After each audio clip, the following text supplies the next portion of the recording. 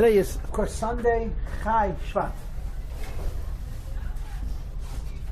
And this week is Parshas Mishpatim.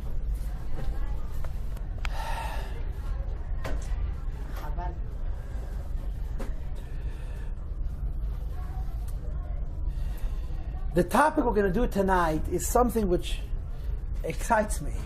I like the topic. It's a controversial topic, a very controversial topic, but it's one of those topics that really makes you think. First, of course, the background. The background is that Yidden came to Har Sinai. They got the Torah from the Eibishter. They said Nasa v'nishma, and they became the nation of God. God became Elokei Avrohom, the God of Israel, the God of the Jewish people. What does it mean, Elokei Avrohom, the God of Abraham? The God of Abraham is not the God of Charlie and of Bob and of Larry. It says in Tanya Perek Mem Vav and Perek Mem Zayin. Of course, the Eibishter is the God of everybody. But Elokei Avrohom means that because of Avrohom Avinu's avodah, he had a very special connection, a very personal connection to the Eibishter.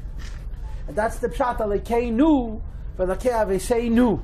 Certainly, the Eibishter is the master of all over the world, and he's everybody's God. We don't have exclusive rights. Chas v'sholem. If we have exclusive rights to God, we make the Eibishter smaller, not ourselves greater. The Eibishter belongs to everybody.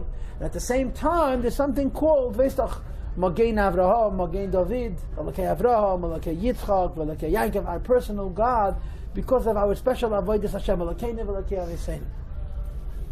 So, of course, the obvious historical confusion here is that the story of Matan Torah is split into two parshas. The first part is in Parshas Yisroel. The second part is in Parshas Mishpatim. And Rashi says, "Ein mukdam u'ucha b'Torah." The Torah doesn't follow a strict chronology. In other words, if you read Parshas Mishpatim and you get to Chamishi or Shishi, it stops talking about mitzvahs. It starts talking about business law, bein adam lachavere, and it tells the story of what happened the day before Matan Torah. That's Rashi's opinion. The Torah was given on Shabbos, and the Pashtus, according to the day of the Rabbanan, the Shabbos when the Torah was given was the 6th of Sivan. Friday, the 5th of Sivan, was the day that the Eibishter, Moshe Rabbeinu, converted the Jewish nation.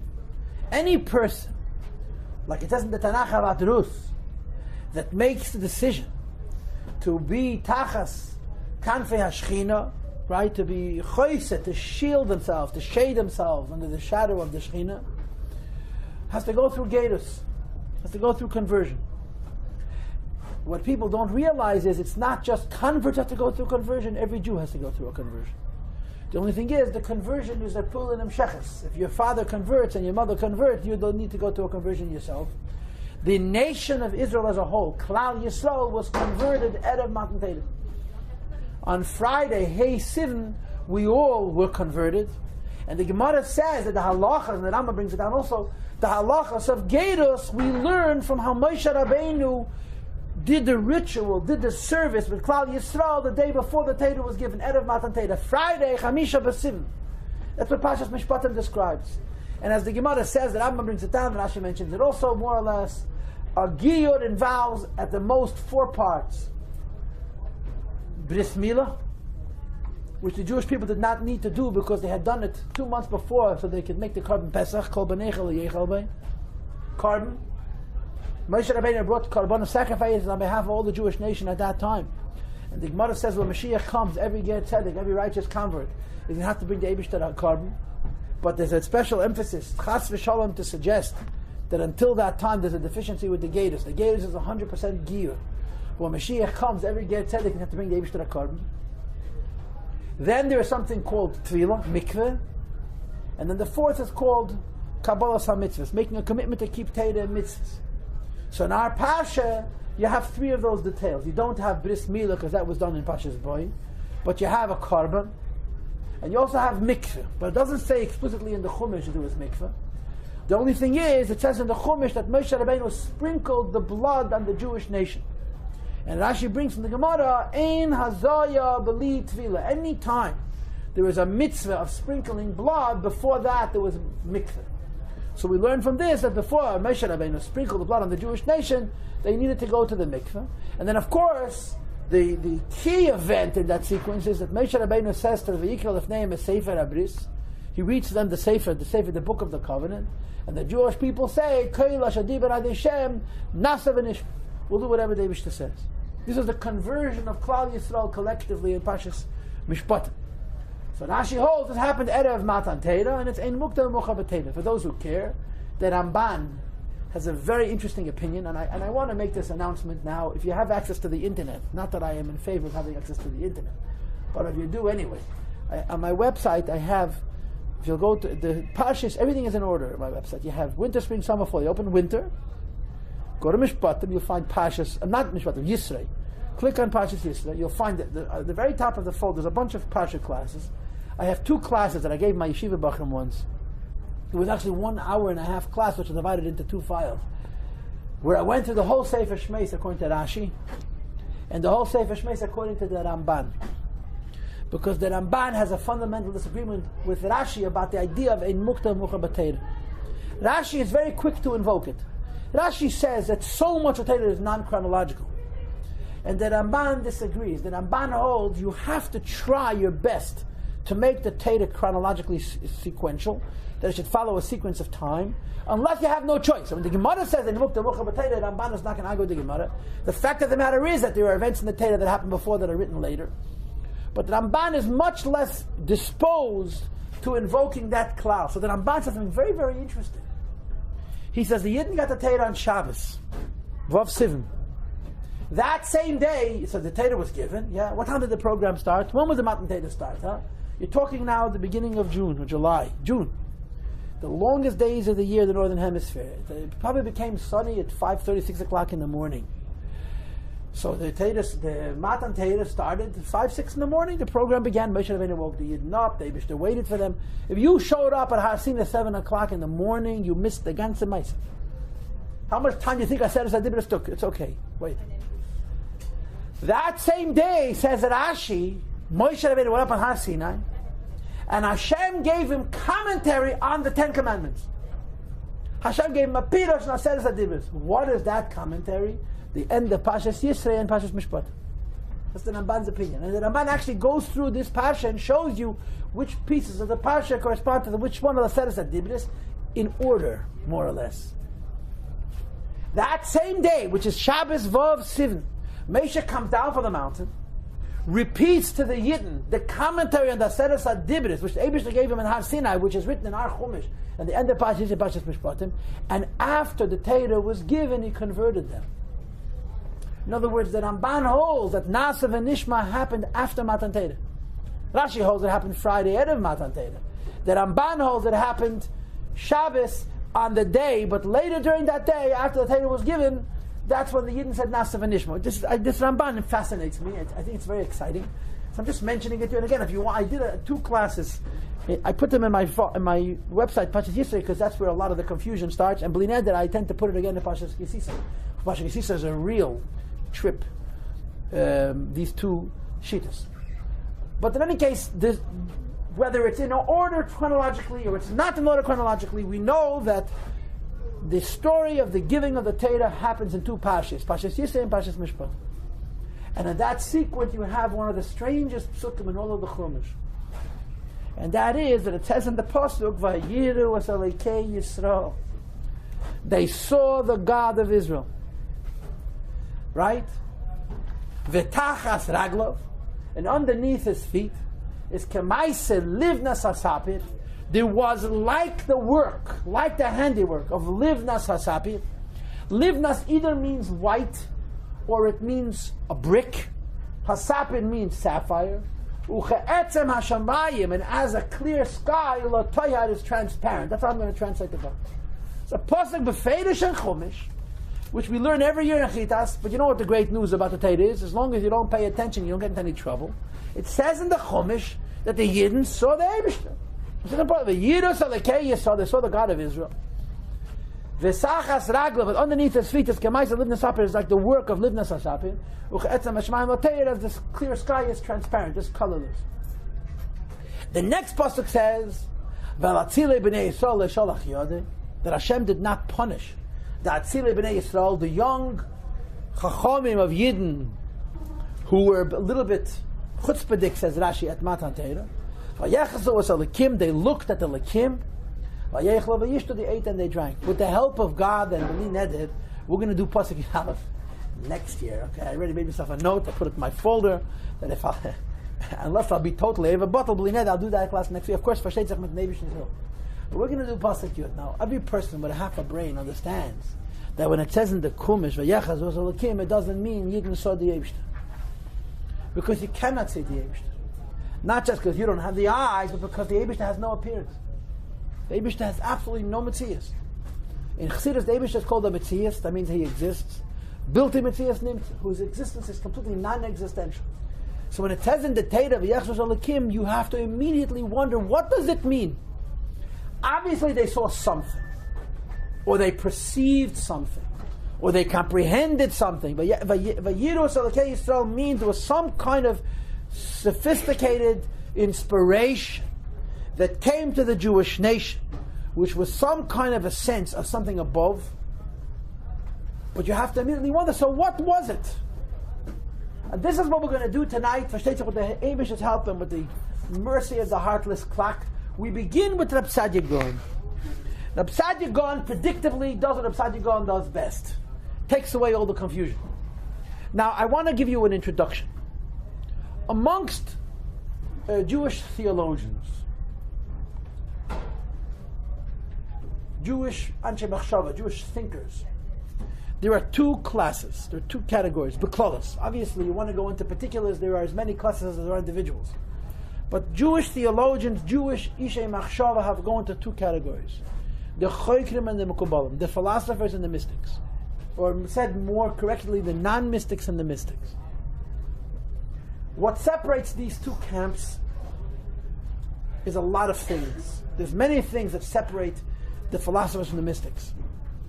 But at the core of it lies one idea that has two details. The difference between the mystics and the philosophers comes down to one concept that has two aspects. And the one concept is the concept that we call godliness. Godliness. Godliness is God with a last name. Linus, okay? I had a student by that last name. New Orleans, so there's Leans, or Orleans. Okay, it's close enough, yeah? And what does it mean, godliness? What's mean Gettlichkeit, godliness? Clearly, godliness is not God, because if it was God, we wouldn't call it godliness. On the other hand, by the virtue of the fact of calling it godliness, it's not a person, it's not a place, and it's not a thing. In fact, it's not an angel either. Godliness means something that's an expression of the Eibishter, that is exactly that, an expression of the Eibishter and nothing else. I've told this to you so many times, if you could meet godliness and engage godliness in conversation, which I think is not such a good idea, you may get burnt up, you would find godliness to be completely unentertaining. Godliness is very boring, because godliness has one thing to say: meet God, that's all. Godliness has no personality, no self-identity, no metzias, other than to reveal Eibishter. Godliness, Gettlichkeit. Godliness has no ego, godliness has no time, godliness has no space, godliness has no identity other than that it reveals the Eibishter. And of course, when you learn Chassidus, you discover how difficult this concept is to comprehend. What does this mean, godliness? How is it not God, and how is it like God? They use different metaphors, the metaphor of sunlight, the metaphor of the soul. It's complicated and involved and intricate. But the end of the story is, Gettlichkeit, godliness is not a creation, and it's not the Eibishter. Okay, creations have limitations. Creations have some mitzias. In other words, in some way, shape, or form, every creation has a sense of self. In the most minute and theoretical way, it's some kind of a concept. For lack of words, we'll call it an ego. Even malachim are niveroyim. Malachim are limited. That's why the Gemara says it was a malach named Matat who didn't behave. They took him out of the Bezdin Shamayla and they gave him 60 lashes. Like Gemara Masechta Chagiga. How do you beat a malach? A malach is a shliach of the Rebbe. The word malach means a shliach. And the Torah says a malach is a metzias. Gettlichkeit, godliness, has no metzias other than that it reveals the Eibishter. Now, there are two ideas in godliness, and I'm going to say this very quickly because a long version of this is A, irrelevant, B, a great distraction. Irrelevant to us. B, it'll take away from our issue. The two basic models of godliness is what we call Oyer, the infinite light, Oyer Ein Sof, the infinite light. And the other concept is what we call Adam Ha'elyon, the supernal man, anthropomorphic godly form.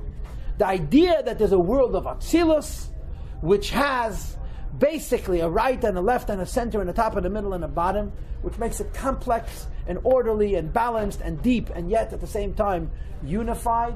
And Adam Ha'elyon is a godly realm. It's a world, it's a place whose whole reality is to reveal a lakus in the Maamar of Adam. I don't have time to elaborate on this, but this is the kernel of it. The Mekubalim speak about godliness. The philosophers know no such concept as godliness. In other words, Rabbi Isai, in the world of philosophy, there's two things: Boirei, the creator, and everything else. If you're not God, then you're a nivra. And whether you're a malach or a person or an animal or a mineral, you're a nivra. Finished. Conversation closed. In Kabbalah, you have three things. You have Boirei, the creator. And then you have what's called Ma'atzil and Netzal, godliness. Godliness is not the creator. But godliness is not a creation either. It doesn't have a Metziah, it doesn't have time, it doesn't have space. And then you have Nivroim, and then you have creation. Now, there are so many differences that radiate from this simple theological idea that I just shared with you. This, the last few minutes that I just told you, is the basis for innumerable differences in how you study the Torah. Okay, and again, one of the most obvious one is all the anthropomorphic allusions all over the Chumash. Hashem is described in what sounds like a human being. The hand of Hashem we had in Parshas B'Shalach. The Eibishter coming down on a mountain we had in Parshas Yisroel. And right here they saw the God of Israel. How does this mean they saw the God of Israel? So the philosophers and the Kabbalists will always split. The philosophers will say, any time it says that they saw God, don't believe it. Cannot be. The Eibishter is impossible to see. And the mystics are going to say, when it says they saw the God of Israel, it means they saw godliness. Right? When the philosopher sees an expression like the hand of God, what does the philosopher say? God has no hands. Yeah, but it says in the Torah the hand of God. So the philosophers have one answer to all of these questions. Right? What is the philosophical resolution to all of these dilemmas? You know what the answer is? One answer to every question in Torah. Anytime Torah is anthropomorphic, the philosophers say, and I quote, Dibra Torah Kaloshem B'nei Torah speaks in the language of man. And the Kabbalists will say, no, that's a Sfiris. The eyes of God are Chochmah, the ears of God are Bina, the right hand is Chesed, the left hand is Gevura. I don't have time to go into this, and I hope I'm not giving you a concept of a corporeal God, of a physical God, Chas v'shalom, Chalil v'chas. All of these ideas are very involved and very abstract and very profound. But this is a clear division between these two schools of thought. And here is a classic manifestation of this distinction. It says in the Pasuk that the Jewish people saw Elokei Yisroel. What does that mean? So Rab Sadiq, who was a philosopher, not a mystic, and the Rambam, and Even Ezra, and the Ralbag, and their whole ilk, Radak, who were philosophers and non-mystics, will immediately say, cannot be. You can't see God. God is invisible. So what do they say? Look at the Rasag. It says on the right side, Vayiru v'geimer, Vayiru es kvoid Elokei Yisroel. Rasag adds one word to the pasuk. They saw the glory of the God of Israel. What is Rasag doing by adding the word kvoid Elokei Yisroel? He was saying a simple thing. If the Jewish people saw something, it wasn't God. And if it was God, they didn't see it. But it says in the pasuk they saw kvoid Elokei Yisroel. They saw a creation. You want to call it an angel? Call it an angel. You want to call it a cloud? Call it a cloud. Call it anything you want. But whatever you're going to name it, it's not going to be God. And of course, in philosophy, there is no such thing as godliness. It's going to be, the Lashon is Kaved Nivra. You look at any one of the Rishonim that's a Chayker, like the Evaneza and the Rambam, Kaved Nivra, a created representation of the honor of God. That's what Kaved means. The Rasag adds one word. Because Rasag is bavarening, is anticipating the obvious dilemma. How could you see the Eibush? The Eibush is invisible. And as a philosopher, he cannot say the answer is they saw godliness. There's no such thing. And therefore, it does cover the location. So they saw a creation of the Eibush called covered. You can call it a malach, you can call it a cloud, you can call it whatever you want to call it. And it represented the Eibush. And this is what they saw. Now, when you learn in Chumash, in Chazal, yeah, that in the Chumash, that in the Beis Hamikdash the Eibishter lived. In the Beis Hamikdash Hashem lived, yeah. The Kabbalists say there was the light of Hashem in the Beis Hamikdash. The philosophers say no such thing. You can't see the Eibush. Say Kavod Nivra. There was a created form, which was represented by a cloud or by an angel or by a combination of the two. You cannot see God, and there's no such thing as godliness. And therefore, any allusion to perceiving Elokei is automatically understood by the Chokim to be a Nivra. And the Unkelos says the same thing. V'chazoi yos yikar Elokei Yisroel. They saw the glory of the God of Israel. Again, the same thing we're going to see soon. Of course, the help of God and the mercy of the clock. haRambam, the Meir Nevuchim, who has a special love for Unkelos, says that Unkelos was incredibly careful to disallow people to anthropomorphose, to make God like a person.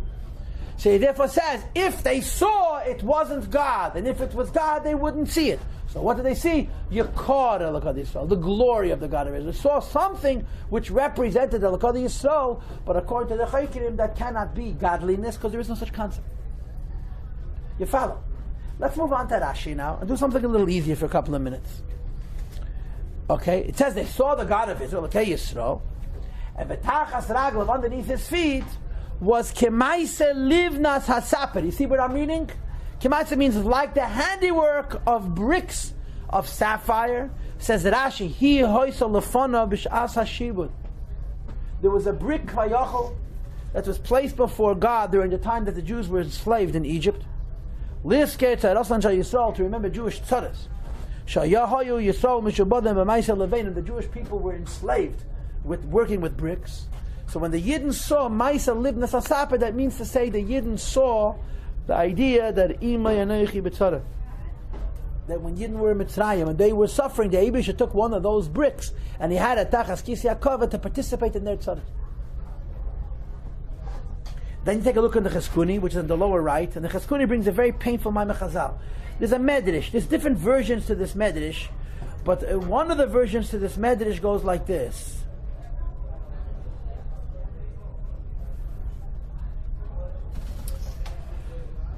Amar Rabbi Akiva, on the right side at the very bottom of the page, 5 lines from Rabbi Akiva says, Avdei Paru Hodeichigin U'Machines Yisroel Lasas Anteichen Levenim B'Keif. Slaves of Pare were pushing and beating the Jews to produce double quotas of bricks. Shenema Teichen Levanim Titenu. It has to give Teichen Levanim Titenu. I'm supposing that the word is the double tough. It should say Teichen Levanim Tnu. Teichen Levanim Titenu. This Gemara, this Medrash holds meant that they give double quotas. V'amitzim Lohelmeitzim Teven Liyisrael. They didn't give them straw. And of course, making bricks without straw is like making a disaster. Why? Because what does straw do? Straw holds the cement together so that the brick should have some kind of a strength. And they have to go collect. Okay, they go into the desert to find straw. Because they had to get the straw from the desert, they were really not getting straw, they were getting thorn. And of course the way they had to mix the cement was they had to mix the powder with water and straw, and then they had to dance on it, jump on it. But because they were collecting the straw from the desert, and it wasn't straw, it was actually thorns, so it was cutting away at their feet. And the blood from their wounds was mixing into this muck, into this mix of clay. And then he brings a name. I don't know who this person is. Rachel bas b'nei shel Misashalach. Rachel, the grandson, or the grandson of Misashalach. I don't know what this means. She was pregnant. And she was also trampling the cement. And she lost her pregnancy. and it got mixed into the malbin. Malbin means the mold. She was crying, obviously. And her cry went up before the heavenly throne. So Michal took Pasha the Gashmi as like a brick, however you understand that. And he placed it in front of the heavenly throne.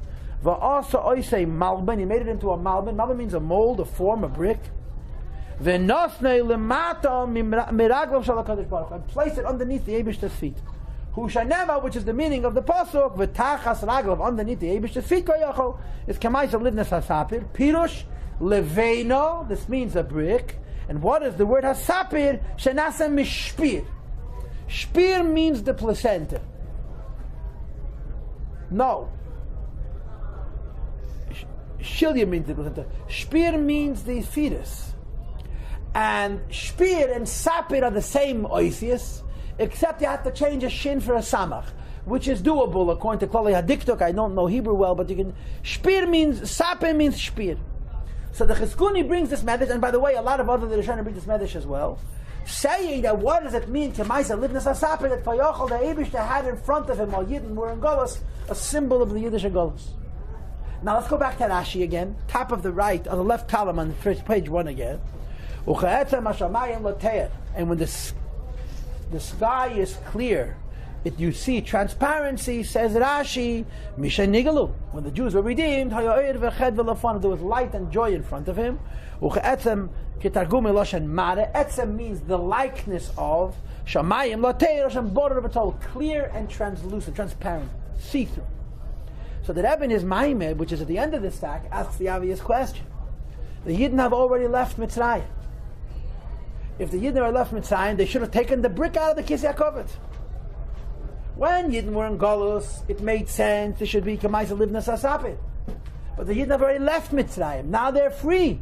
So the Livnas HaSapir should have been replaced with the Che'etzam HaShamayim Lateir, and Rashi says they were both there. There was still a reminiscence, there was still a memory of Golus Mitzrayim and the Tzaddis. And in addition, there was the Info Che'etzam HaShamayim Lateir. And of course, the questions are innumerable. What does it mean Hashem's throne? What does it mean Hashem is sitting on? What does it mean Hashem's footstool? What does it mean underneath his feet? These are all good questions, and they all have great answers, but we have a great limitation of time as well. Okay? But this is what Rashi says. Now we're going to do Reb Avrohom ben haRambam. I have this sefer, which I found. They found in a library someplace in England, I think, a Ksav Yad in Arabic, from the son of the Rambam's Pirush and Chumash, Bereshis and Shmos. It was probably printed a half a century ago. It's been around in Arabic, and someone had it translated into Hebrew. And on occasion, Reb Avrohom, this is the son of the Rambam, will quote his father. It's interesting. And another thing that you'll see quite clearly in this commentary is that the Rambam and Rambam has a predisposition. Whatever Rashi says, he says faket. The Rambam didn't see Sifrei Rashi. He doesn't quote Sifrei Rashi. You know, somebody once told me that there's a tshuva from the Rambam that the Rambam wrote. He wanted to write a pirush on Chumash. Ukvar higdimani hatzarfati. Higdimani hatzarfati means the Frenchman came ahead of me. Tzarfati means Rashi. But you know, okay, I didn't see it in Chuvas Rambam. Somebody told me that there's such a Rambam. But if Rambam had seen Rashi, he would have quoted it. It's like a shaila. And remember, Rambam was not only after Rashi, Rambam was after the Balei Tesis. The Rambam was born in 1135, yeah. Rabbeinu Tam was already 35 years old. Rabbeinu Tam was already 35 years old. Rashi Rambam doesn't quote the Rishonim, the Balei Tesis either. He didn't know about them because Rambam lived in Mitzrayim and they lived in Europe. There's one Tesis in the whole of Shas that they bring down the Rambam's out. One in the whole Shas, Rambam is mentioned. The Rad brings the Rambam Nochanad, but they didn't know about him, they lived in different places. But Reb Avrohom ben haRambam apparently already did. And it's quite obvious that he has a special geschmack in disagreeing with Rashi. Kiminig Rishonim is Vayiv B'Sufa, that's the emes of Teir. So they have a whole page, and if you look on your margin, I made an Aleph and a Beis and a Gimel. And what Reb Avrohom ben haRambam is doing in his commentary is ultimately addressing the fundamental question. Page 3. What does it mean you see God? It's a ridiculous statement. They saw God. What do you mean you see God? God's impossible to see. And as a philosopher, he's going to interpret this obviously to mean they didn't see the Eibishter. You also cannot say that it means they saw Getlichkeit, godliness, because in the world of Reb Avrohom and Rambam there is no such thing. Although when you read his words carefully, you can get the impression that he was a shtickle b'kubel. So what was it that they saw? Some spiritual phenomena which is not Elokus or Elokei, but at the same time it's much, much more than you and I are privy to. So he begins like this. The Jewish people had a vision. You see what I'm reading? Top of the page. And the vision is described as though they're seeing Elokei Yisroel, the God of Israel. So Rambam doesn't even bother telling you. You know and I know that this doesn't mean they saw God. You can't see the Eibishter. They saw a Ruchni's Dike Inyan, which is representative of the Eibishter. But why is it called Elokei Yisroel? Says he, perhaps this is a hint, that the revelation of the Jewish nation experienced then, that level the Jewish people attained on that occasion, was the same level of Avraham Avinu. Vayiru Elokei Yisroel. They saw the godliness that Avrohom, Yitzchak, and Yaakov were able to see. That's how he translates it. In other words, Moshe Rabbeinu was higher, but the Yidden at Har Sinai reached the Madrega vision of Elokei Yisroel, the godliness that Yaakov Avinu saw. And he immediately says, if Yaakov Avinu saw it, that means Yitzchak saw it before him, and Avraham saw it before him. Klaimar, my face lahem al te'ara. There was a symptom, there was an indication of the description of the Eibishter. V'nizgal elohem, and it was revealed to them from his higher worlds. Ois and Ha'is Galia is the same kind of revelations. Shenizgalu liYankov Eloshon to Yaakov Avinu shenikri Yisroel. And of course, if Yaakov got certain revelations, you have to assume she'egir l'darcheim b'Kabbalah miYitzchak alav Hashem. If Yaakov had it, he got it from Yitzchak. And of course, b'Kabbalah miAvraham alav Hashem. So Vayiru was Elokei Yisroel means that the Yidden attained a level of nevuah like that of Avraham, Yitzchak, and Yaakov, as opposed to that of Moshe Rabbeinu. Now, with another aside, if you're interested in this kind of inyanim, go to my website. In Pashas Mishpatim, I have a class on the pasuk Hinei Ani Shleich Lechem Malach. I think it's capital pasuk Chof. The Yidden are going to tell the Eibush is going to send a Malach. But Moshe Rabbeinu's times there wasn't a Malach. It's a long shturim in the roof. But I just want you to know a klal. It says in the Shoinim, and even the Mukubalim bring this. The Rambam brings it also. There is no nevuah without a Malach. Every prophet experiences prophecy through the intermediacy of a Malach. And the Avona Shabbat Bepashtas is because you have to. A prophet means he sees something. You cannot see God. So what is the Malach seeing? What is the Navi seeing? He's seeing a Malach. But the Malach is carrying a message of the Eibishter. But every nevuah is through a Malach, with one exception. Moshe Rabbeinu. The Rishonim say Moshe Rabbeinu was his own angel. He didn't need a Malach, he was his own Malach. So this is the pshat. Vayiru Elokei Yisroel, the level of godliness that they saw, and I suppose I would interpret this as meaning the Malach that carried to them the vision which is prophetic was Elokei Yisroel. It was the same madriga of prophecy of Avraham into Yaakov. That's the pshat that Avram ben haRambam brings to these words. Go to the next arrow. Then what does it say? V'tachas raglav, underneath the visual of Elokei Yisroel, the malach which carried to them of prophecy of God that they experienced, underneath his feet was Kemaisa Livnas Asapir. He translates as follows. Begayim. And he says, V'tachas raglav remes al ha'olam shal malchus hakadesha. When it says underneath his feet, this is a hint to a higher world of malchus. This sounds very Kabbalistic, if you don't mind me saying it. But he says, Shekelaz is Elam HaMalachim B'shini Madragisein. And when he mentions Malachim, that doesn't sound Kabbalistic. Malachim Anata, Lakus, Malachim Nivroim. Nivdalim, they're called. That it includes the world of Malachim and all the diversity. So they saw some kind of a spiritual world, which Avram ben haRambam calls Malchus HaKadosh. And I'm going to go out on a limb and presume that this does not mean the Malchus of Atzilus that you learn about in Kabbalah, because L'cha'era, the Rambam's son didn't know about it, but I could be totally wrong. And V'tachas Raglav means they saw underneath this world. So there's a very high world. And in this high world there's lots and lots of angels. The Yidden didn't see the angels in this high world. They saw V'tachas Raglav, what's underneath the feet of this high world.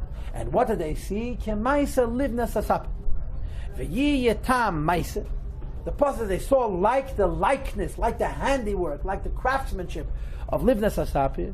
Translates, see, what's meant ma'aseh? Eze pu'ulo shetifel habehirus. She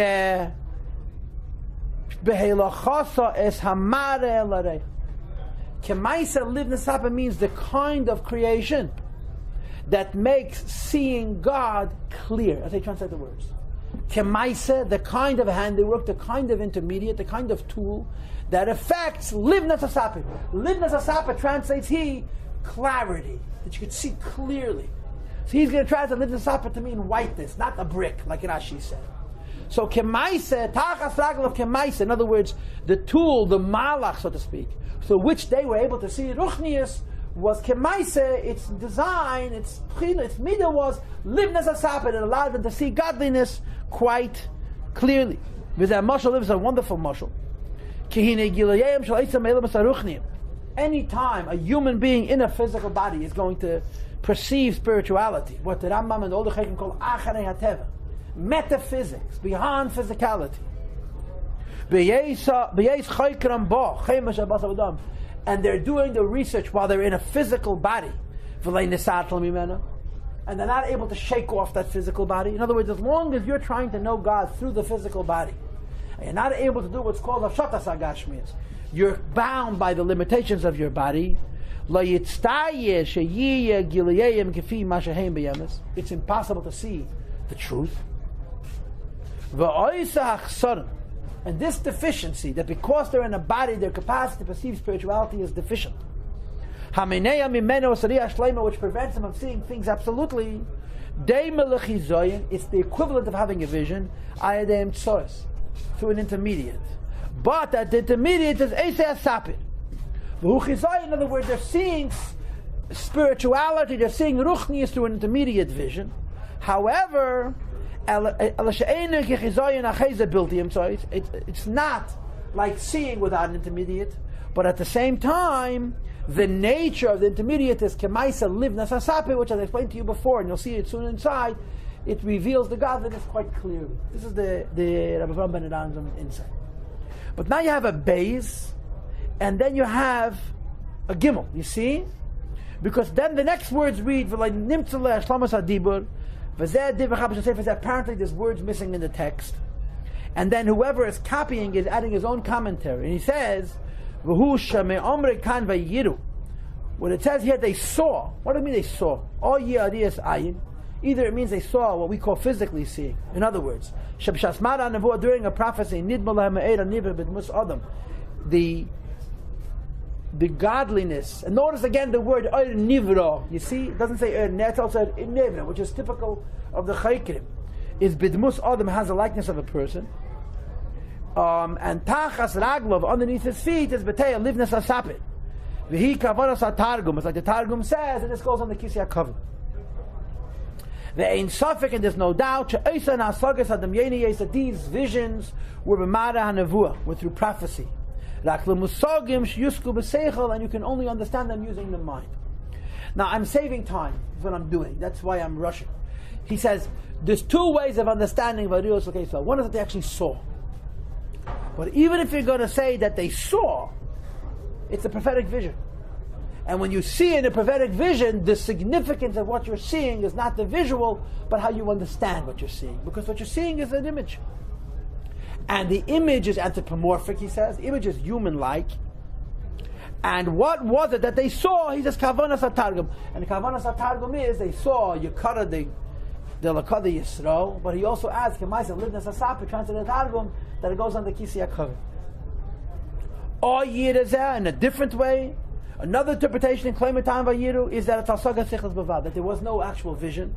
It was entirely an intellectual inspiration, which is Mechuna B'riyah, which is called a vision, to make it easier for us to understand. In other words, Vayiru either means they had a vision, and what they saw was a gestalt that represents an idea, or Vayiru means they had a perception. In other words, Chatchila was an intellectual inspiration, so to speak. And he says, they had a reach, an intellectual reach, a spiritual sense of the Eibishter, Mashallah Masiga, lifted that they didn't understand earlier. Now, of course, you understand what that means. It doesn't mean that they saw anything. They had a sense of the truth of the Eibishter. And a lot of madregas in the sense of the truth of the Eibishter, both in the terms of the Hidamtos, how true the Eibishter is perceived, and both in the madrega of the Pshitas of the Eibishter. So these Yidden at Har Sinai had a perception they never had before. Go down 5 lines from the bottom. Okay, V'tachas Raglov.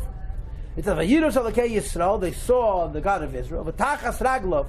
Underneath his feet is Lebir Mash'ama B'chil of Yisroel. The words underneath his feet qualify what it means that they saw. Well, Mash'ama B'seiv Yachzis Elokim. Claim it. Hashiur She'egia Lahasa Yibani Salah. The measure that these Yidden at Har Sinai were able to perceive then, Daime, it's equivalent to L're'iyas, like someone physically who would see. 3 lines from the bottom on page 3. Mishara Me'ish Tachas Raglav Le'raglav. If you look at another human being, and you don't see the person, you don't even see the person's feet, you see what is beneath that person's feet. But Leish Mashamala, not above it. If you could comprehend that metaphor, you can have a sense of what it means that the Jewish people had a perception of godliness lower Kvayachal than the Yebishter's feet. And this, of course, immediately explains the difference between how much they understood and how much Moshe Rabbeinu understood. So the Rambam's idea obviously is that they had a very, very clear perception, and I'm realizing now that I skipped 2 lines in the text earlier, and I'm not going to go back and read them. But the words are Vayiru Elokei Yisroel. They saw godliness like the others saw godliness. V'sachas Raglav, and underneath his feet, they saw Kemaisa Livin Sapir, like a tool which allowed them to see godliness clearly. Like I told you before, godliness clearly. But the godliness that they saw clearly is still through a mamutza, through an intermediate, and they didn't see the Eibishter direct. Then he brought 2 interpretations, whether Vayiru is a vision or Vayiru is an intellectual inspiration. And we continue, the last line of the page, Umaymer Kemaisa Livnas Hasapir. Turn to page 4 now. Livnas Hasapir means white sapphire. In other words, that whatever it was they were able to see, they saw quite clearly. It's comparable to a purity and a brightness and a transparency. In other words, the idea is that they saw whatever they saw very, very clearly. Then he brings the Even Ezra. The Even Ezra says that Livnas Hasapir means a brick, like the interpretation that Rashi gave before. Okay, it's enough Rambam. This is Avrohom ben haRambam. And what we learned in Avrohom ben haRambam, of course, is the same idea that there's some kind of a prophecy.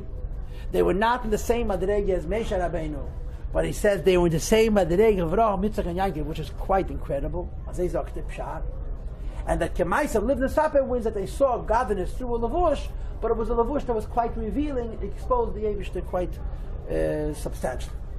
Now you turn to the page 5, and this is made in Nevuchim. Now, I no long speeches. Kein lange Deutsches will ich nicht geben, was da kurz und säger. The Rambam, what can I tell you? The Rambam was a very, very great man. You can't insult the Rambam any more than a yucca like me calling the Rambam a great man.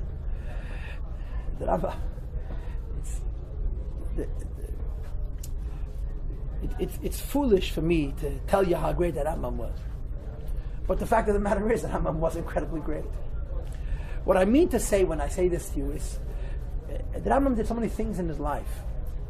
But any person who studies Torah and was interested in theology, in other words, is interested in philosophical questions, you'll come across in all kinds of svarim, all kinds of great ideas.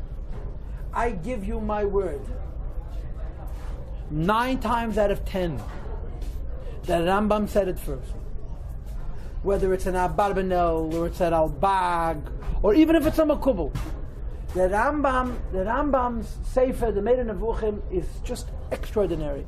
And with extraordinary, you learn other Mefarshim, and Chumash, and Sefer HaChinuch, all these guys, the G'dayli Yisrael Amitim, they're all quoting Rambam, whether they say they're quoting Rambam, and how much of Chassidus is made Nevuchim, it's just an incredible thing. Rambam is made in Nevuchim.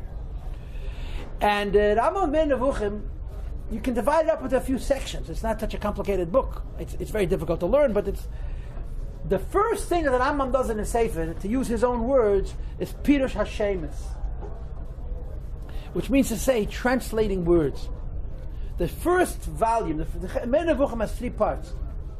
Chelek Rishon Meir Nevuchim, almost in its entirety, is translating words, individual words, like Roichev, Yoshev, Oimed, Hoylech, Roye, Sheimeya. The reason Rambam feels the need to translate words is because words are used what's called b'shituf. The same word is used to mean different things. A person sits on a chair, a ball sits on the floor, and the Eibusha sits on the sky. All the same Hebrew word, yeshiva.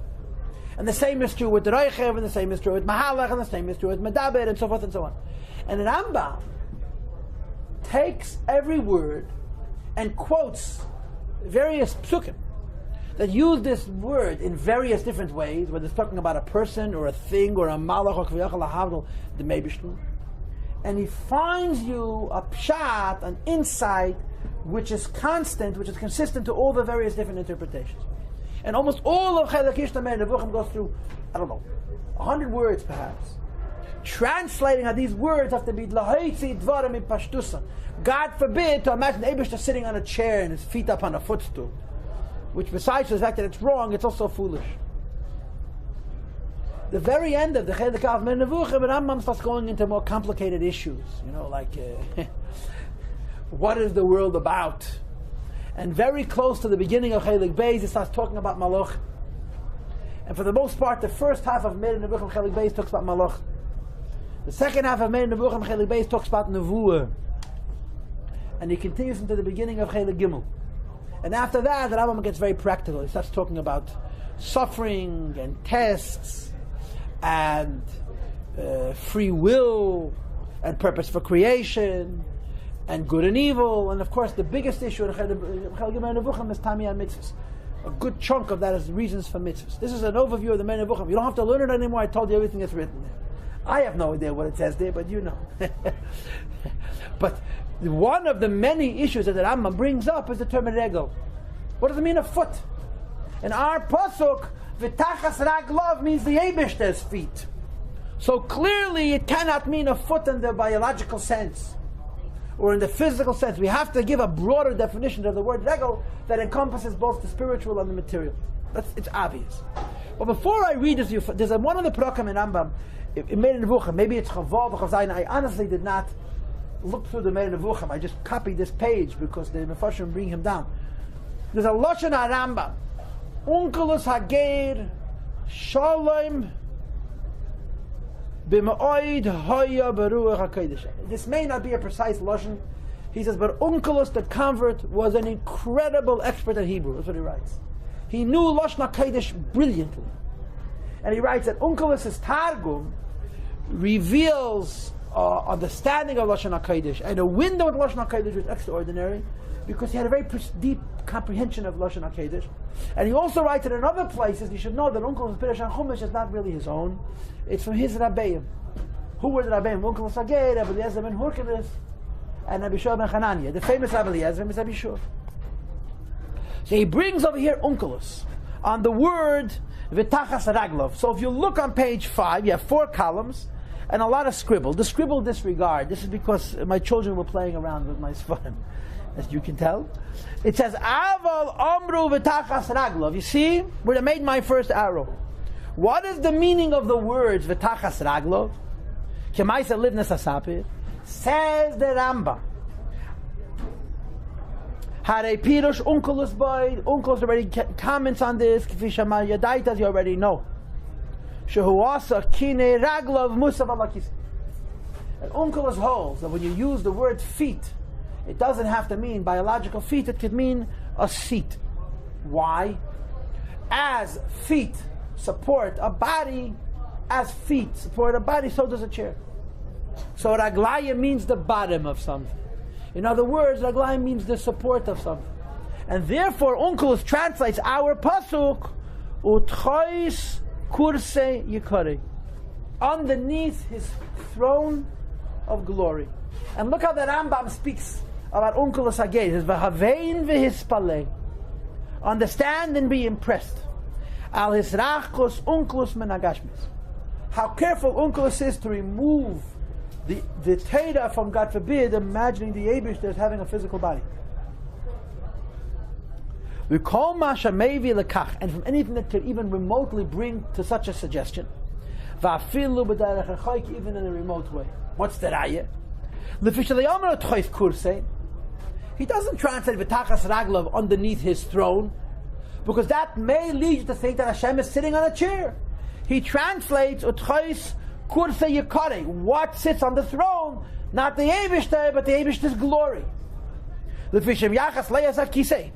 If you will attribute that Eibishter has a throne, Kifi ha'inyan amuvim b'tchila, will be understood on first glance, ha'ya mashma shehu noch al guf, that the Eibishter has a body, and therefore v'yechayev gashmis, we have to have a physical body which rests on the chair. Lefichach yachas as a kisei liyakari.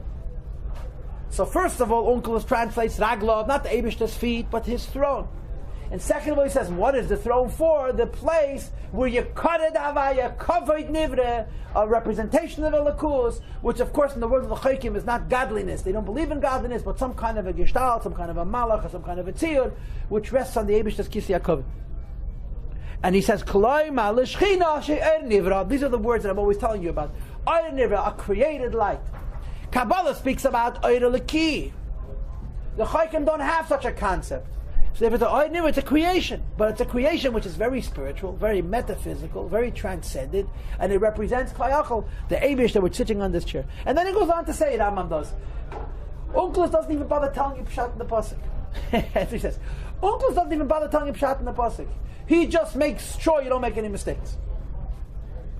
You're reading a Pasuk in Chumash, where it says, Vayiru Elokei Yisroel, they saw the God of Israel. The Sachas Ragav underneath his feet is Kamait Libis Asapi, like white sapphire or bricks of white. And as the sun, whatever, like likeness of a clear sky. He doesn't tell you what's the pshat bricks and what's the pshat white and what's the pshat sky. He just tells you that the description is not talking about the Eibishter, it's talking about a lavush for your Yikara Avaya. He says, just don't make any mistakes. You'll understand it, you won't understand it, that's not my business. I'm just not going to let you to misunderstand it. He says, this is typical of the Rambam. And then later on he says, Aval anachnu, the third column from the right, about 8 lines from the bottom, there's an arrow which is, so to speak, blended in with the black ink of the middle. Aval anachnu v'mataras hamayim. It says Rambam, but we, according to our purpose in this essay, it's impossible for me, I shouldn't say anything. Now let me go off on a tangent again. Rambam writes in Meirin Avrohom and Hagdama a very interesting thing. Everybody knows the unbelievable organizational skill of Rambam. Mamish al derech hafla v'fela. The Rambam's organization in Yad HaChazaka is literally historic. There's no sefer before or after like it. Period. Unbelievably masudar. The Meirin Avrohom's ideas are scattered. There are concepts that just appear randomly in different places, especially interpretations of Nevuah. Rambam writes in Akdam of Meirin Avrohom that he's planning to write something called Sefer HaNevuah. He never wrote it. It's assumed to be the Meirin Avrohom. But the Rambam writes as follows: I am writing a Sefer Meirin Avrohom, and I am deliberately not writing it in order. As I schreibt it. I'm deliberately scattering my thoughts all over the place because it's meant only for the astute. It's not meant for the layperson. I don't want simple people to be able to make heads and tails out of the Sefer because it'll do more damage than good. If you're a smart guy and you can navigate into the realm of subtleties, you'll piece out. So the Rambam, for example, here, he's talking about interpreting the word regel. In the meantime, it goes off on a tangent and explains the pasuk. This is Tarkei B'Kodesh in the Meirin Avrohom. And he does things Shalai ala Seder. So he's pushing explaining what's the pasuk. V'tachas raglov k'maisa libnas asap. V'eimer, and we're going to say as follows. Ki amru tachas raglov. What does it mean underneath his feet? So Onkelos said underneath his feet, kisei hakavod. Rambam is even edler than Onkelos. Tachas raglov, he translates The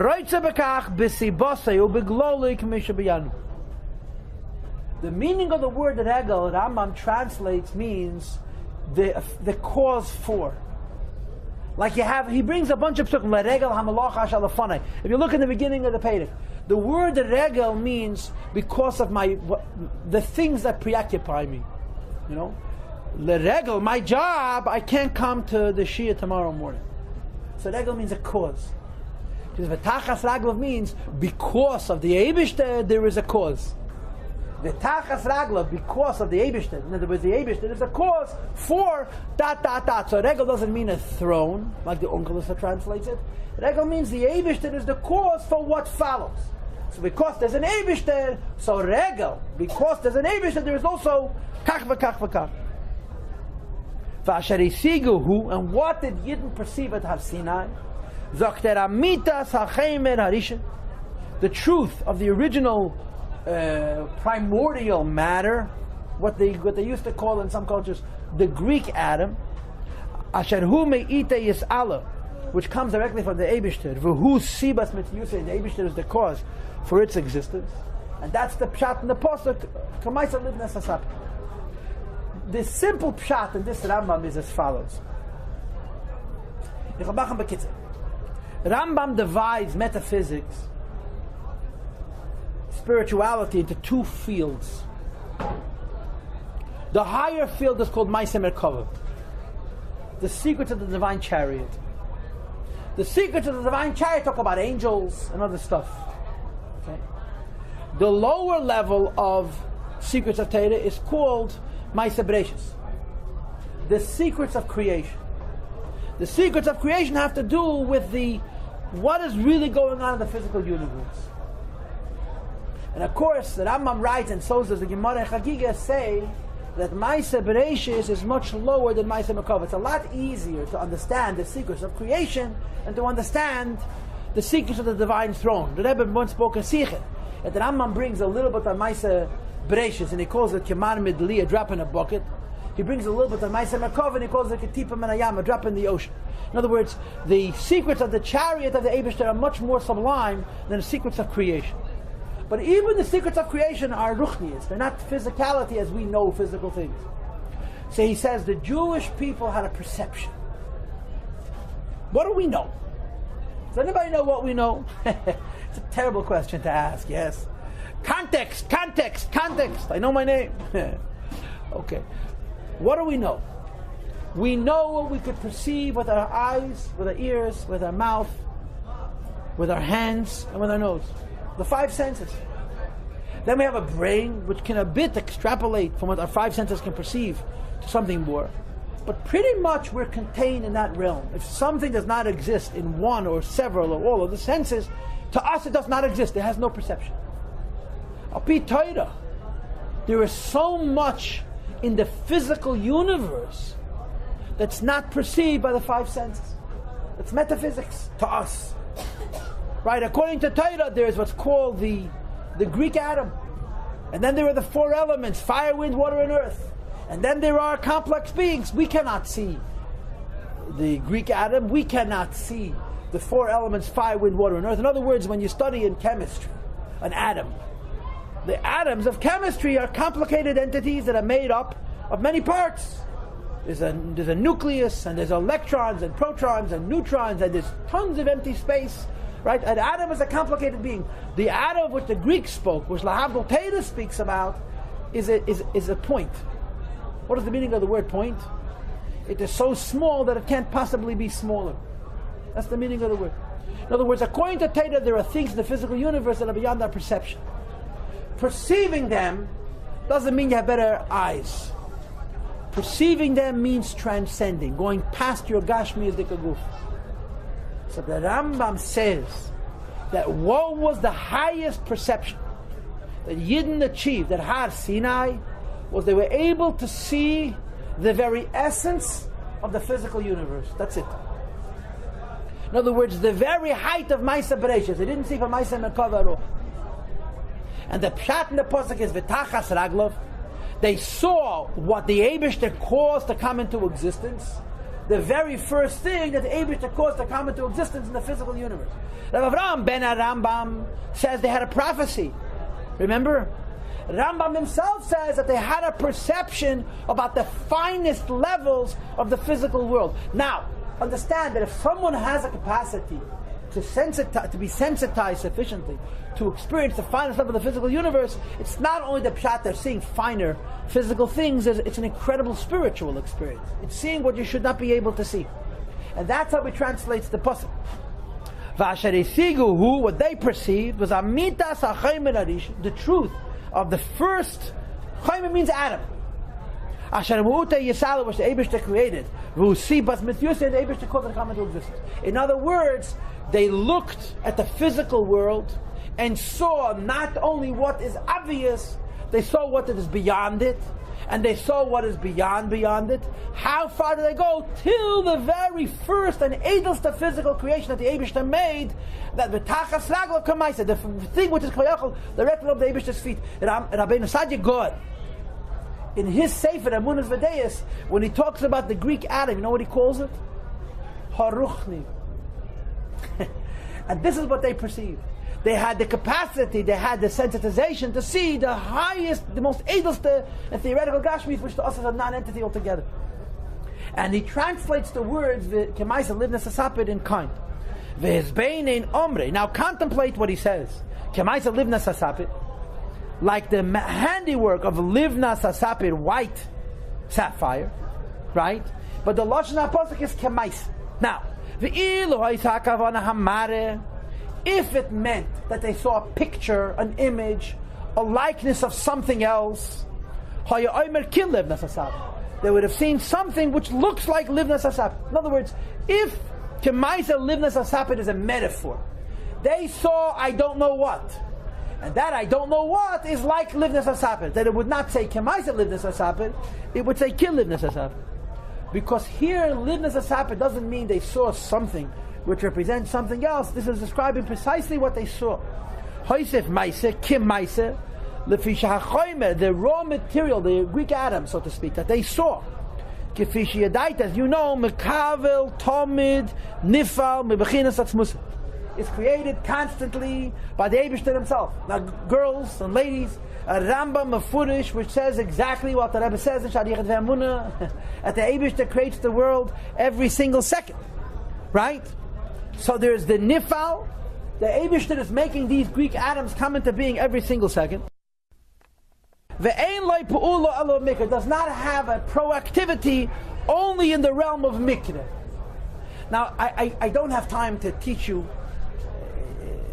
the abstract philosophy, but there's the word nifal and there's the word pu'ula. Nifal means what the Eibishter is doing to it. Pu'ula means what it's doing to something else. So the Rambam says nifal is atzmusen. The Eibishter makes this Greek atom, this theoretical atom, come into being. Pu'ula, when this Greek atom is becoming more complicated to coalesce, so to speak, into creating the various different creations within the physical universe, that's b'mikra. Mikra has many translations. What's relevant b'mikra means any form that the atom can take on, it can change. It doesn't must have that form. It's never an absolutely binding idea. So the pasuk is saying Kemaisa Livnas Asapid. What does that mean to say? Kemaisa means what they saw is the idea that the Eibishter is creating every single second those atoms. They didn't only see what those atoms take on in terms of a variation of form. They saw the atom itself. Now again, I don't have a long time to give you lectures on this. Rambam says, first pasuk in Chumash, he translates Es HaShamayim, atoms, the Es HaAretz, and atoms. As they touched it. What are atoms? Remember, we don't mean chemical, we mean Greek atoms. What's an atom? An atom is a point that's so small that it can't be split, which means in theory it takes up no space. Like I told you before, Rasag calls it Haruchni. So the Eibush is creating Es HaShamayim, which is Choymer HaShamayim. And they it's Choymer HaAretz, and it's so tiny, why do you have to have two? It's exactly the same thing. The Eibush created but Elokim, one Choymer which accommodates Shamayim and Aretz. And the short answer to the question is, there's a very big difference between the atoms of the heaven and the atoms of the earth. And Bekitza and Nimratz, the difference is the atoms of the heavens do not coalesce. They don't become larger and larger bodies. They remain points. That's why outer space is empty. Empty space. According to Torah, it's not empty at all. It's made up of these tiny little points. But because they don't coalesce and become complicated, they remain plain. The atoms of the earth later becomes the Dalet Tzuras, the 4 elements. And from the Dalet Tzuras, it takes on final form, which things which we're able to perceive with our eyes, ears, mouth, nose, and hands. So that's why it says Chemer HaShamayim is high. What the Greeks used to call the 5th element. The 5th element says in Torah, Chemer HaChamish. And Chemer HaChamish, this is what they saw, basically. And they saw Tachas Raglav Kemaisa Lidus Asape. They didn't see that element as it's already becoming more complicated by creation. They saw this element, how the Eibishter is creating it. Kemaisa, how the Eibishter is bringing into being. In other words, how theoretical was their perception of the highest levels of the physical universe? Kemaisa lived in Saper. They didn't only see these atoms as they are, they saw the phenomena that Eibishter is constantly making them exist. 4th line from the column on the left. Ava livnas hasapir. What about the words livnas hasapir? And the Rambam says something very beautiful and very sweet. Hu bitoy, it's an expression, ledover hashokuf, to something that is transparent. Livnas, he doesn't translate as bricks, as Ebenezer does. Livnas, he translates as white. But what kind of whiteness? The whiteness of sapphire. What is the whiteness of sapphire? Colorlessness, transparency. You know, the Gemara says in Masech Chulin, that Chelas Deimelayam, the blue of the tzitzis and the blue of the Beik Dikohuda is like the sea. Yam Deimelarakia, the sea is like the heavens, and Rakia Deimelakisya covered, and the heavens are like the divine throne. So, Maamar Chazal, what does this mean? What does it mean? It doesn't seem to have much meaning at all. You know, you can say anything you want and go argue. And the Havana Shebedover is that blue is like, in some cases, is like white. It's not a color. It's a perceived color. What color is the ocean? And what color is the sky?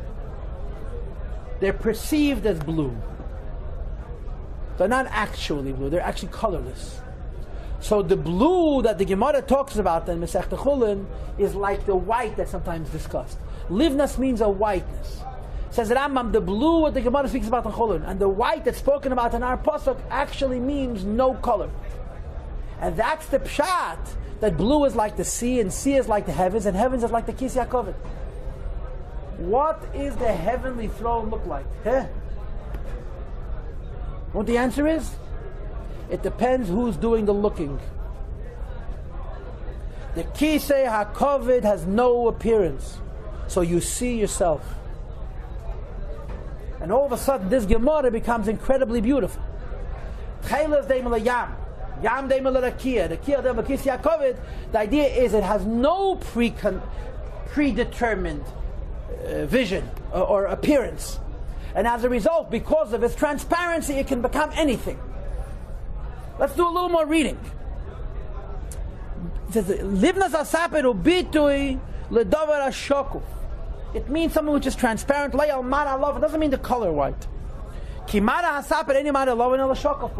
Sapphire isn't white, it's transparent. And in some cases it's also blue. And again, when we use blue in this context, we don't mean the color blue, we mean the colorlessness that's perceived as blue because of depth, because of distance. It has no color. If it was a color, what is the reason? You could see every color in the sky. What is the reason you could see every color in white? Says the Rambam, because it's not a color, it's a plainness. Because it's because it's colorless, it allows for every color of every visual, every image to appear in it. Says the Rambam, this is the same idea as the first element. That's what they call the fifth element. The points of creation that are very elemental, that are most basic in the creation. It has absolutely no definition. And because it has no definition, it changes from form to form, it can become anything. It's enough made in Nevuchim, A lot of you are nervous that I brought it into 770, and I don't blame you. Okay, what the Rambam is saying is, and I am going to divide the Rambam into two parts. Why? Because I want to. Do I have a right to? No. And I also know that I don't have a right to, but I want to divide the two parts because I think this Rambam is also giving. First of all, the Rambam is saying, V'tachas raglov, underneath the cause of the Eibishter. They couldn't see the Eibishter, but they were able to see that first thing which the Eibishter made. In other words, how deep into the essence of what creation is did their perception go in spiritual terms, that they were able to perceive the very finest of the physical creation. Moreover, they were able to perceive the very finest of Eibishter's creation, how it's being created by its creator. In other words, they didn't see the Eibishter, but they saw, if you will, the Keach HaPel B'Nifel. They saw, if you will, the very, very beginning of the Eibishter's investment in making what is eventually going to become a world. And what did they see? Something that has no definition. What is the significance of having no definition? That it can become anything. So Yidden's perception at Har Sinai, according to the Rambam, was only Maaseh Bereishis, not Maaseh Merkava at all. And I suppose he would differ with his son of Avrohom ben Rambam. But their perception in Maaseh Bereishis went as high as it could possibly go. But I want to share a different insight with you. And I believe this is also pshat in this Rambam. And I've shared it with you many times in the past. The Rambam is saying something different. They saw the very theoretical beginnings of creation, and how it's so non-defined that it can be made into anything. But they also saw the idea, like other Mepharshim say, of the Kisei HaKavod. The Kisei HaKavod. What does the Kisei HaKavod? Like the Ibn Ezra says, Livnas HaSapir goes on the Kisei HaKavod. What does it mean? You look at the Kisei HaKavod, what do you see? What would you see if you could look at the Eibishter? What would you see? And the answer is, you're going to see whatever you're looking with. You'll see yourself. What kind of perspective, perception, what kind of derhead, what kind of sense do we have what's going on? Lamaila da ma lamaila mimach. Havaya tzilcha, the Baal Shem Tov says. The Eibishter is our shadow. We perceive godliness in our own image. In other words, our ability to relate to the Eibishter is directly proportional to our own Ma'amid U'Matzah. And that's what we perceive. And that's the pshat. Vayiru Elokei Yisroel. They saw Elokei Yisroel. What does it mean? Tachas raglov, underneath the Kisei HaKavod. Kemaisa livnas hasapir. Every Yid saw an Elokus vu'er hal. Your perception of the Eibishter is a reflection of yourself. This is Rambam, with a little bit of an embellishment. And on pages 6, you have more Rambam, which I'm not going to read with you. It's the same idea. 7, 8, and 9 is a very long Rabbeinu Bechaya. Rabbeinu Bechaya actually brought this Rambam in the beginning. First things first. Before you even begin to read, the moment you say Val Derech HaKabbalah, you've got to change glasses. You understand? From reading glasses to driving glasses, or to glare glasses to non-glare glasses. You have to immediately change your perception. Why? Because without Kabbalah, any tziyud, any description you're going to describe is going to be, like I told you in the very beginning of tonight's class, Kavod Nivra. It's not the Eibishter, there's not the Eibishter leanness, there's no such thing. All you can perceive is a creation that represents the Eibishter. But when the Mekubalim talk about the very same issues, the Mekubalim talk about the Ein Sof. So when the Rabbeinu Bechaya brought you before the Rambam that we just read, Rabbeinu Bechaya brought, the Rashi that we just read, Rabbeinu Bechaya brought, the Ibn Ezra that we didn't read, Rabbeinu Bechaya brings. In other words, if I didn't want to look like a scholar, I just had to read the Rabbeinu Bechaya with you, and all those fancy books that I copied were just so I should look good. Rabbeinu Bechaya brings the Medrash. He brings almost everything from what I just told you. Rabbeinu Bechaya brings. I'm not going to lie to you. But now we said about Derech HaKabbalah. So something is happening here. What is happening? We are reaching now into a world that understands that there is something called Getlichkeit, godliness. And when it says Vayiru Elokei Yisroel, you don't have to say that they saw some kind of a creation or some kind of an idea which is a representation of something. You can say that they saw Lakus, godliness. And the essence of what Rabbeinu Bechaya says is as follows. Vayiru Elokei Yisroel, they saw the God of Israel, which means, for those who are keeping the score at home, Zod Atzilus, Lakus, V'tachas Raglav, and underneath his Kisei HaKavod was Kemaisa Livnas Asapir. Translates Rabbeinu Bechaya, a second Kisei HaKavod. That's what he translates it. Vayiru Elokei Yisroel, they saw Lakus. V'tachas Raglav, and underneath the Kisei HaKavod was Kemaisa Livnas Asapir, was a second Kisei HaKavod. In other words, what he's describing is that they saw three madregas. They saw Elokei Yisroel, which is Zod Atzilus, Lakus. Then they saw Raglav, which is Kisei HaKavod, like the Italian uncle says. And then V'tachas Raglav, they saw something different. So you have essentially a Merkava, for a Merkava, and on top of the Merkava was the Reichel. That's the perception that they had. Now, of course, when you say Vayiru Elokei Yisroel, V'tachas Raglav, Kemaisa Livnas Asapir, so there's a lower throne and a higher throne, and on top of the higher throne was Adam HaElyon. Right? What does this mean? They saw a lot of stuff. Right? They saw a lot of stuff. They saw a lower kisei, which is called K'mais Livnas Asapir. They saw a higher kisei, which is called Tachas Raglav, and then they saw Elokei Yisroel, which is sitting on the kisei.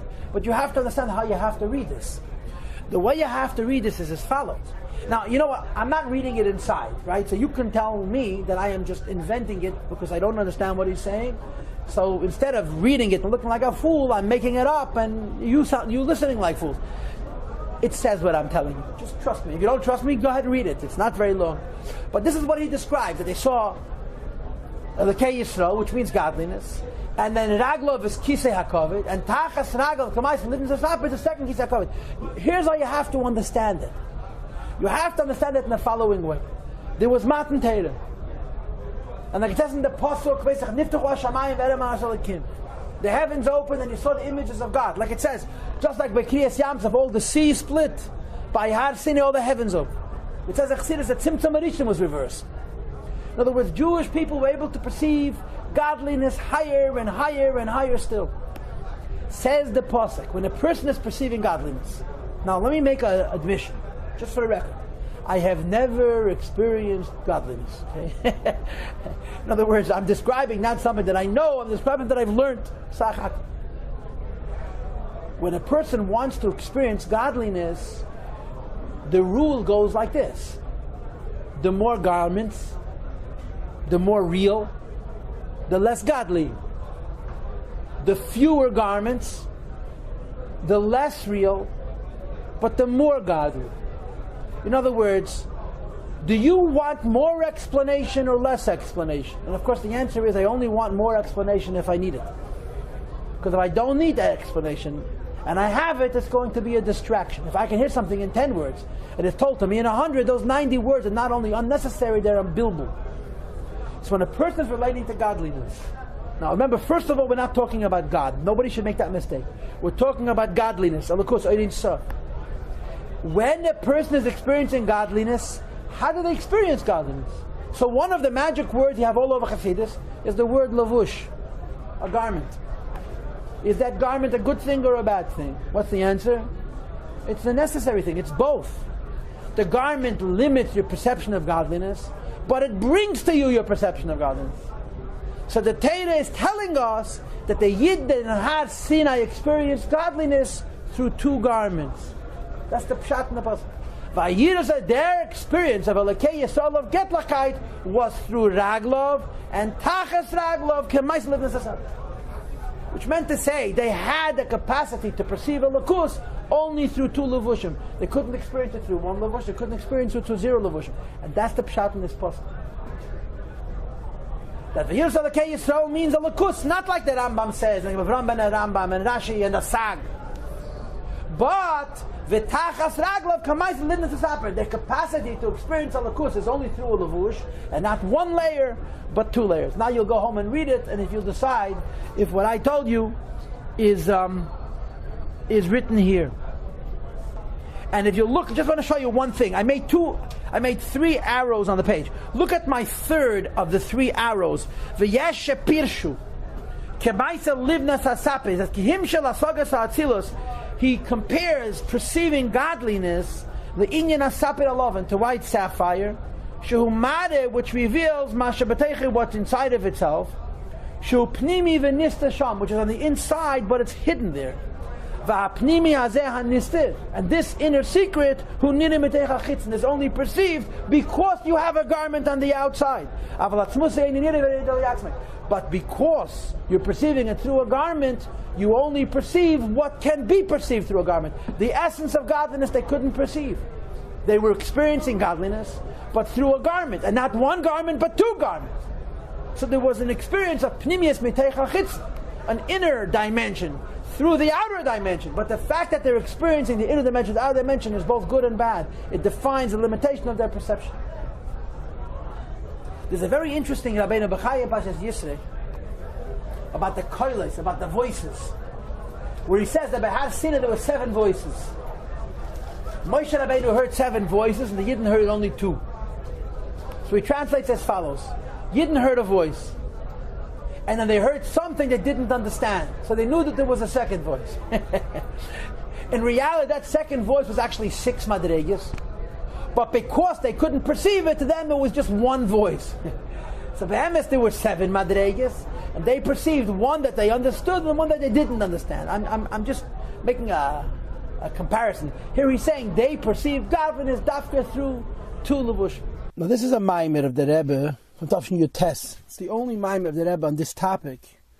It's based on Reish Nun Hey. There's other Maamarim also on this pasuk. The Rebbe doesn't go in so much into the question of what it means that the Jewish people saw God, but rather the meaning of the word Kemaisa Livnas Asapir. What does this mean, Kemaisa Livnas Asapir? The Maamar begins on your sheets. It's on page 10. With 2 Maamar Chazal. First, a Medrash and a Yerushalmi, and then it's a Targum Yonasan.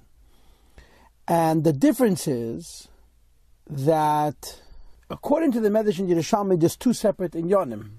There's Kemaisa Livnas Asapir is one vision, and Chetzem Hashemayim L'Teir is a different vision. Kemaisa Livnas Asapir is while Yidden was still in Galus, or Chetzem Hashemayim L'Teir is after the Jewish people were released from Galus.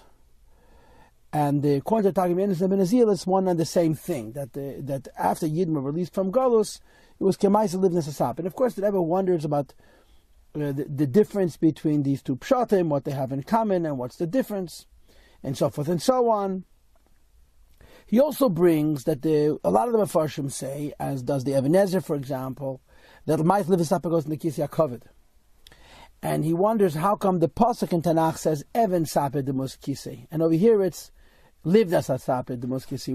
Why in Tanakh is it Even Sapir, and here it's Livnas Asapir? So the Maamar goes into this lengthy discussion about Lavena and Oven. Right? He brings the idea that the Yidden Mitzrayim were the Gilgulim of the Deir HaFlaga. The Deir HaFlaga's Aveda was V'hilahem Hachemor Lachaymer V'Lavena Hilahem LaOven, that they didn't have stones in the Bika in Bavel, so they used cement and bricks. And they built an Ir and a Migdal, a city and a tower. And he explains according to Kabbalah that Ir is a higher Madrega and Ir is a lower Madrega and Migdal is a higher Madrega.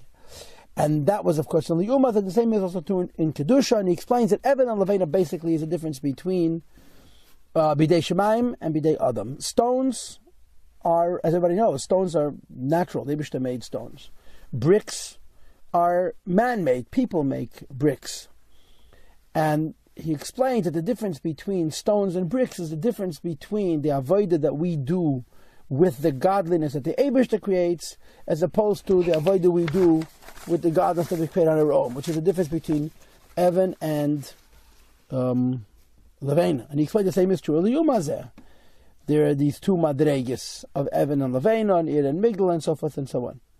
The bottom line is this: if you go to the end of the Maamar, he explains on page 13 that the difference between Evan and Levena is the avodah we do on our own, and Evan is the avodah that we do when we tap into the godliness that comes from Hashem. In other words, according to this Maamar, Levena would be creating Kelim and Elam Abriya, And Even would be creating Kalim in Elam Hoatzilus.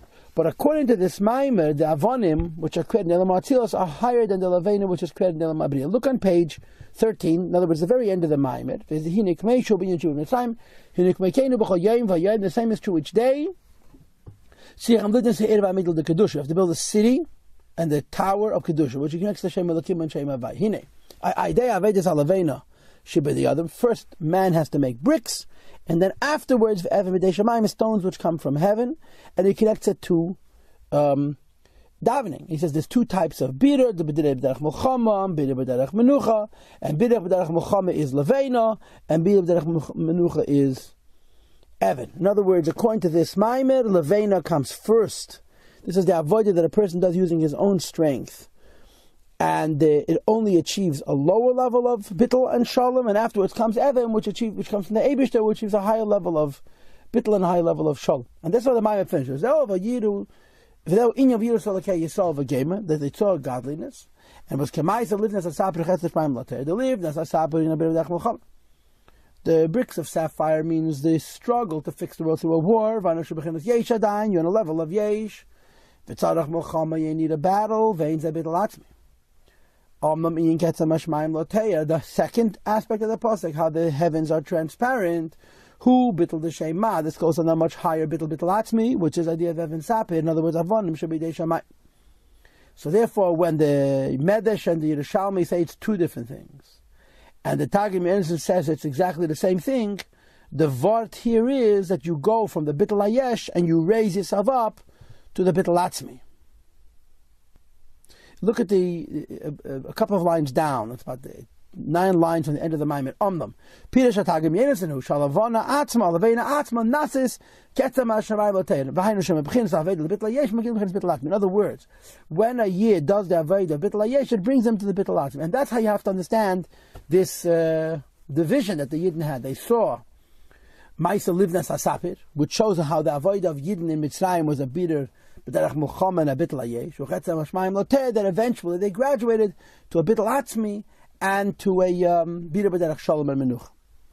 This is the Maamar more or less. Now, just in conclusion, there's Lekut Sichas Chelik Vav Shmois and in many other places, which actually say that Levena has a mile over Evan. In other words, according to this Maamar, bricks are a bittul hayesh and stones are a bittul atzmi. But there's also the other point of view, which of course is that the way you make a dida b'tachtainim is through our own efforts, and there's more of our own efforts in the avodah of Levena, and that's ultimately the pshat of this pasuk. Vayiru Elokei Yisroel v'tachas raglov kemaisa livnas hasapir, that Kvayachal the Eibishter recognizes the accomplishments of Yidden milmata lamayla, which makes a dida leis barach b'tachtainim. And we're going to call it a class, even though I sort of rushed through the Maamar, but it's been going on long enough.